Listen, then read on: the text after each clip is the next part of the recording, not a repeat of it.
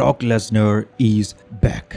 ഈ കഴിഞ്ഞ സമ്മർ സ്ലാമിൽ ബ്രോക്ക് ലെസ്നറിന്റെ തിരിച്ചുവരവ് നമ്മൾ കണ്ടു. എന്നാൽ ശരിക്കും ഈ തിരിച്ചുവരവിന്റെ കാരണം എന്താണെന്ന് നിങ്ങൾക്കറിയാമോ? ബ്രോക്ക് ലെസ്നർ ഇനി എന്താണ് ചെയ്യാൻ വേണ്ടി പോകുന്നതെന്ന് നിങ്ങൾക്കറിയാമോ? WWE കുറച്ച് ചേഞ്ചസ് എല്ലാം തന്നെ ബ്രോക്ക് തിരിച്ചു വന്നതിന് ശേഷം നടന്നിട്ടുണ്ടായിരുന്നു. അതെന്തൊക്കെയാണെന്ന് നിങ്ങൾക്കറിയാമോ? ബ്രോക്ക് ഇനി എത്ര കാലത്തേക്ക് ഉണ്ടായിരിക്കുമെന്ന് നിങ്ങൾക്കറിയാമോ? ഈ കാര്യങ്ങളെല്ലാം കുറിച്ചാണ് നമ്മൾ ഇന്നത്തെ വീഡിയോയിലൂടെ നോക്കാൻ വേണ്ടി പോകുന്നത്. Welcome to wrestling Malayalam. ഇതുവരെ ഈ വീഡിയോ ലൈക്ക് ചെയ്തിട്ടില്ലെങ്കിൽ ദയവായി ലൈക്ക് ചെയ്തേക്കണേ.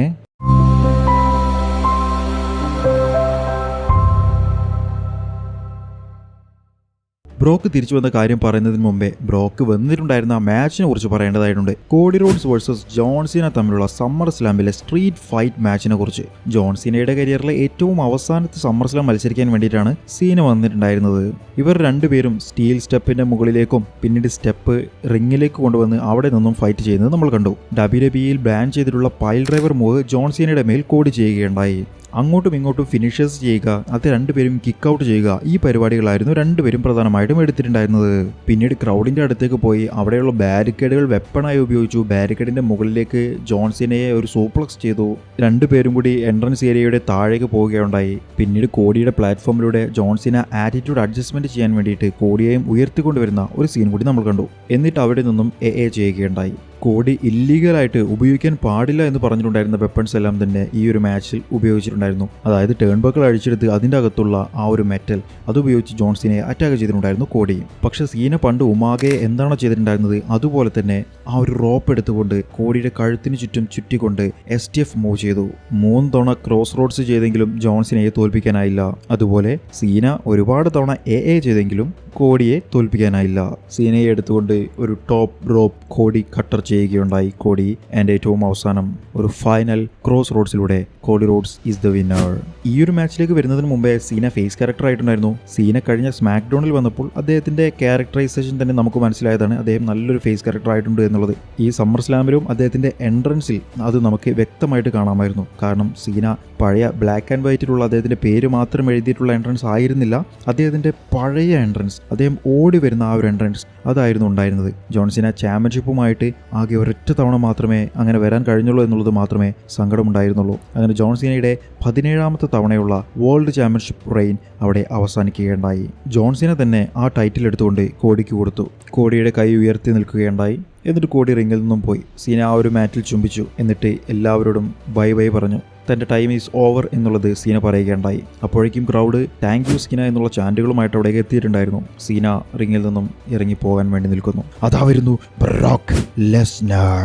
WWEയിലേക്ക് ഇനി ഒരു കാലത്തും തിരിച്ചു വരാനേ ചാൻസ് ഉണ്ടായിരിക്കില്ല എന്ന് പറഞ്ഞിട്ടുണ്ടായിരുന്നു. ബ്രോക്ക് ലെസ്നറിന്റെ ഒരു കിഡിലൻ റിട്ടേൺ ആയിരുന്നു നമ്മൾ കണ്ടിട്ടുണ്ടായിരുന്നത്. ബ്രോക്കിന്റെ മ്യൂസിക് കേട്ടപ്പോൾ തന്നെ ആ അറേന മുഴുവൻ പൊളിഞ്ഞിട്ടുണ്ടായിരുന്നു. ആ ലെവലിലുള്ള മ്യൂസിക് ആയിരുന്നു, ആ ലെവലിലുള്ള പോപ്പായിരുന്നു, ആ ലെവലിലുള്ള കയ്യടികളായിരുന്നു ബ്രോക്കിന് കിട്ടിയിട്ടുണ്ടായിരുന്നത്. ബ്രോക്ക് റിങ്ങിലേക്ക് വരുന്ന സമയത്ത് തന്നെ ജോൺ സീനയ്ക്ക് നല്ല രീതിയിൽ പേടി മുഖത്ത് കാണാനുണ്ടായിരുന്നു. റിംഗ് സൈഡിൽ കുറച്ചു നേരം സീനയെ നോക്കി നിന്ന് ഒരൊറ്റ കയറൽ, അത് കഴിഞ്ഞതിന് ശേഷം സീനയെ എടുത്തു ഒരു F5. എന്നിട്ട് ഒന്നും മിണ്ടാതെ റിങ്ങിൽ നിന്നും ബ്രോക്ക് ഇറങ്ങി പോവുകയുണ്ടായി. അപ്പോൾ ഇനിയാണ് കഥ ആരംഭിക്കുന്നത്. ഇനിയാണ് ബ്രോക്ക് ലെസ്നർ വേഴ്സസ് ജോൺ സീന തമ്മിലുള്ള ഫ്യൂഡ് തുടങ്ങാൻ വേണ്ടി പോകുന്നത്. ബ്രോക്ക് തിരിച്ചു വന്നതിന്റെ കാരണം എന്താണെന്ന് നിങ്ങൾക്കറിയാമോ? മറ്റൊന്നുമല്ല, ജോൺ സീന പറഞ്ഞിട്ടാണ് ബ്രോക്ക് തിരിച്ചു വന്നിട്ടുണ്ടായിരുന്നത്. ട്രിപ്പിൾ എച്ച് ജോൺ സീനയോട് ചോദിച്ചിട്ടുണ്ടായിരുന്നു, നിനക്ക് ഇനി ആരൊക്കെയായിട്ട് മത്സരിക്കണമെന്നുള്ളത്. അതിൽ സീന പറഞ്ഞിട്ടുണ്ടായിരുന്ന ഏറ്റവും ടോപ്പ് ലെവലിലുള്ള ഒരു സൂപ്പർ സ്റ്റാർ തന്നെയാണ് ബ്രോക്ക് ലെസ്നർ എന്നാണ് നമുക്കിപ്പോൾ അറിയാൻ കഴിയുന്നത്. സീനയ്ക്ക് തന്റെ റിട്ടയർമെന്റ് മാച്ചിൽ ആരൊക്കെയായിട്ട് മത്സരിക്കണമെന്നുള്ളത് വരെ തിരഞ്ഞെടുക്കാമെന്നുള്ളതായിരുന്നു അറിയാൻ കഴിഞ്ഞത്. അതുമാത്രമല്ല, കോഡി റോഡ്സിനും പുതിയൊരു ശത്രുവിനെ ആവശ്യമുണ്ട്. ആ ശത്രുവിലേക്ക് പോകുന്ന സമയത്ത് കോഡിയുടെ കയ്യിൽ ഒരു ചാമ്പ്യൻഷിപ്പിന്റെ ആവശ്യമുണ്ട്. ഇതെല്ലാം തന്നെ വെച്ചിട്ടാണ് ഇവർ തമ്മിലുള്ള സ്റ്റോറി ലൈൻ ഇവിടെ അവസാനിപ്പിക്കാൻ വേണ്ടിയിട്ട് WWE പ്ലാൻ ചെയ്തിട്ടുണ്ടായിരുന്നതും ഇങ്ങനെ ഒരു സ്റ്റോറി ലൈൻ ഇടയ്ക്ക് വെച്ച് കൊടുത്തിട്ടുണ്ടായിരുന്നതും. ഇപ്പോൾ കോഡി റോഡ്സ് അൺഡിസ്പ്യൂട്ടഡ് WWE ചാമ്പ്യനായി മാറി. ബ്രോക്ക് ലെസ്നർ സീനയെ അറ്റാക്ക് ചെയ്തതിലൂടെ സീന ചാമ്പ്യൻഷിപ്പിൽ നിന്നും മാറിയിട്ട് ബ്രോക്കിനെതിരെ പോകാനുള്ള ചാൻസ് ഉണ്ട്. അപ്പോൾ സീനയ്ക്ക് ചാമ്പ്യൻഷിപ്പിന്റെ മാച്ചുകളോ അതിനനുസരിച്ചുള്ള ഫ്യൂഡുകളോ കൊടുക്കേണ്ട ആവശ്യമില്ല. കോഡിക്കാണെങ്കിൽ ഫ്രഷ് സ്റ്റോറി ലൈൻ കിട്ടുകയും ചെയ്യും. സീനയുടെ ഹീൽ ടേൺ ശരിക്കും ഒരു ഫെയിലായ ഹീൽ ടേൺ തന്നെയായിരുന്നു. ഭയങ്കര അടിപൊളി എന്ന് പറയാനില്ല, എന്നാലും ഓക്കെ എന്ന് പറയാൻ മാത്രമേ ഉള്ളൂ. അദ്ദേഹത്തിന്റെ മാച്ചുകളെല്ലാം തന്നെ സൂപ്പർ ആയിരുന്നു എന്നുണ്ടെങ്കിലും സ്റ്റോറി ലൈനുകളെല്ലാം തന്നെ അത്രത്തോളം അടിപൊളിയായിട്ട് എനിക്ക് തോന്നിയിട്ടില്ലായിരുന്നു. അതുകൊണ്ട് തന്നെ ആയിരിക്കണം WWE അദ്ദേഹത്തെ ഫേസ് ക്യാരക്ടറിലേക്ക് മാറ്റിയിട്ടുണ്ടായിരുന്നതും. എന്തായാലും ഫേസ് ക്യാരക്ടർ ആയിട്ട് തന്നെയായിരിക്കും ഇനി മുതൽ അദ്ദേഹത്തിന്റെ അപ്പിയറൻസുകൾ നമ്മൾ കാണാൻ വേണ്ടി പോകുന്നത്. WWEയിൽ പണ്ട് ചെയ്തതുപോലെ ഒരു ഹീറോയിക് അണ്ടർഡോഗ് സ്റ്റോറി ലൈൻ ആയിരിക്കും സീന ഇനി ചെയ്യാൻ വേണ്ടി പോകുന്നത്.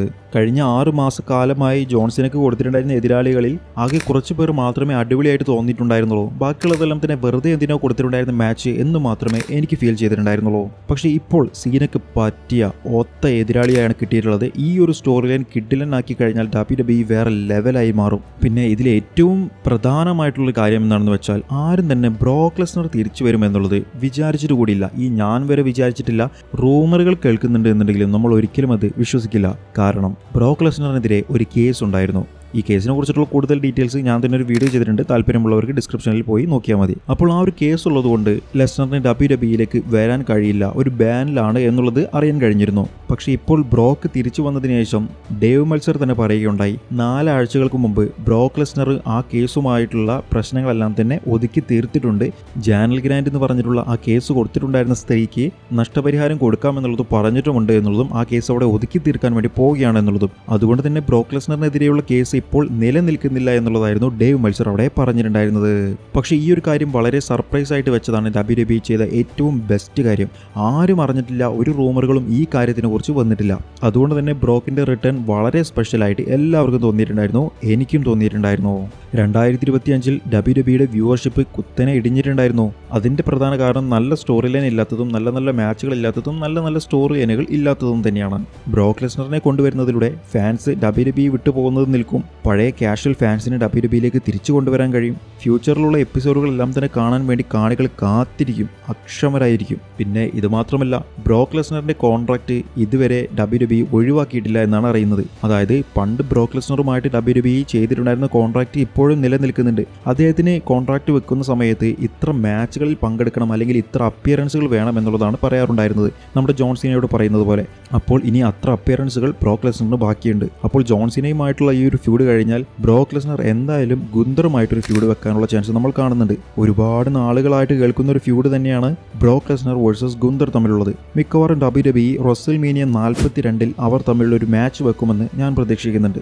നല്ല കിഡിലൻ മാച്ച് തന്നെയായിരിക്കും. രണ്ടുപേരും കട്ടക്ക് നിന്ന് മത്സരിക്കുമെന്ന് ഞാൻ പ്രതീക്ഷിക്കുന്നു. പഴയ ലെവലിലുള്ള ബ്രോക്ക് ലെസ്നറിന്റെ പെർഫോമൻസ് ആണ് ഇപ്പോഴത്തെ ഗുന്തർ പെർഫോം ചെയ്യുന്നത്. അതുകൊണ്ട് തന്നെ ഇവരുടെ മാച്ച് വളരെയധികം സ്പെഷ്യൽ ആയിരിക്കും.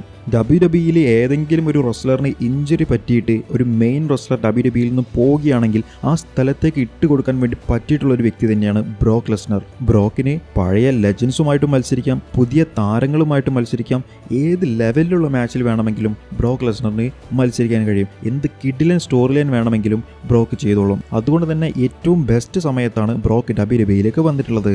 ശരിക്കും ബ്രോക്ക് ലെസ്നർ റോമൻ റെയിൻസിനെതിരെ ആ ട്രൈബൽ ചീഫ് സമയത്ത് മത്സരിച്ചതുകൊണ്ട് തന്നെയാണ് റോമൻ റെയിൻസിന്റെ ലെവൽ ഒരു തട്ടുകൂടി പൊങ്ങിയിട്ടുണ്ടായിരുന്നത്. അതുപോലെ കോഡി റോഡ്സിനെതിരെ തോറ്റു കൊടുത്തതുകൊണ്ടാണ് കോഡി റോഡ്സിന് ഇത്ര വലിയ പവറിലേക്ക് എത്താനും കഴിഞ്ഞിട്ടുണ്ടായിരുന്നത്. ഇനിയും ഫ്യൂച്ചർ സൂപ്പർ സ്റ്റാറുകൾ വരും. ബ്രോൺ ബ്രേക്കർ ഉണ്ട്, ബ്രോൺസൺ റീഡ് ഉണ്ട്. ഇവർക്കെല്ലാം എതിരെ ബ്രോക്ക് ലെസ്നർ വരികയാണെന്നുണ്ടെങ്കിൽ ആ റെസ്ലേഴ്സിനും ഭയങ്കര പുഷ് തന്നെയായിരിക്കും കിട്ടാൻ വേണ്ടി പോകുക.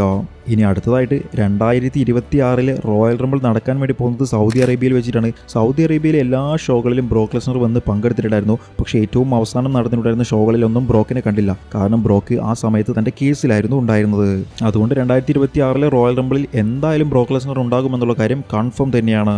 ബ്രോക്ക് ലെസ്നറിനെതിരെയുള്ള കേസിൽ നിന്നും അദ്ദേഹത്തിന്റെ പേര് മാറ്റിയിട്ടുണ്ട് എന്നുണ്ടെങ്കിലും WWE ഇപ്പോൾ വേറൊരു അപ്ഡേഷൻ ചെയ്തിട്ടുണ്ട്. എന്താണെന്ന് വെച്ച് കഴിഞ്ഞാൽ WWE സമ്മർ സ്ലാമിന് ശേഷം കൊടുക്കാറുണ്ടായിരുന്ന പ്രസ് കോൺഫറൻസുകൾ കൊടുക്കുന്നില്ല എന്നുള്ളത് അനൗൺസ് ചെയ്യുകയുണ്ടായി. മിക്കവാറും ബ്രോക്ക് ലെസ്നറിന്റെയും ഈ കേസിനെ കുറിച്ചിട്ടുള്ള കാര്യങ്ങളും ചോദിക്കാനുള്ള ചാൻസ് ഉള്ളത് കൊണ്ടായിരിക്കണം WWE ആ ഒരു കാര്യം നൈസിൽ ഒഴിവാക്കിയിട്ടുണ്ടായിരുന്നത്. WWEക്ക് മേ ബി ഈ കേസിൽപ്പെട്ട ഒരാളെ കൊണ്ടുവന്നതുകൊണ്ട് പ്രശ്നങ്ങൾ ഉണ്ടാകാൻ ചാൻസ് ഉണ്ട്. പക്ഷേ അവർ ആ പ്രശ്നങ്ങളെക്കാൾ കൂടുതലും അവരുടെ ഫിനാൻഷ്യൽ ബെനിഫിറ്റുകൾ തന്നെയായിരിക്കും നോക്കുന്നത്. കാരണം ബ്രോക്ക് ലെസ്നർ വന്നു കഴിഞ്ഞാൽ വ്യൂവർഷിപ്പ് കൂടും, വ്യൂവർഷിപ്പ് വന്നു കഴിഞ്ഞാൽ സ്പോൺസേഴ്സിന് കിട്ടും, അങ്ങനെ കൂടുതൽ പണം നേടാൻ കഴിയും. അതുകൊണ്ട് കുറച്ച് നെഗറ്റീവ് വന്നു കഴിഞ്ഞാലും പണം കൂടുതൽ കിട്ടുമല്ലോ എന്ന് വിചാരിച്ചിട്ട് തന്നെയായിരിക്കണം WWE ബ്രോക്ക് ലെസ്നറിനെ കൊണ്ടുവന്നിട്ടുള്ളത്.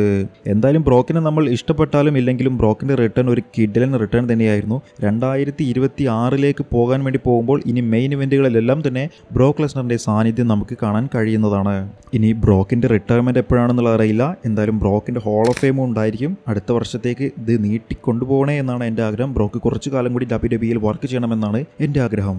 നിങ്ങളുടെ അഭിപ്രായത്തിൽ ബ്രോക്ക് ലെസ്നർ ഏത് റെസ്ലറിനെതിരെ മത്സരിക്കുന്നത് കാണാനാണ് നിങ്ങൾ കാത്തിരിക്കുന്നത്? വീഡിയോയുടെ താഴെ കമന്റ് ചെയ്യാൻ മറക്കരുതേ.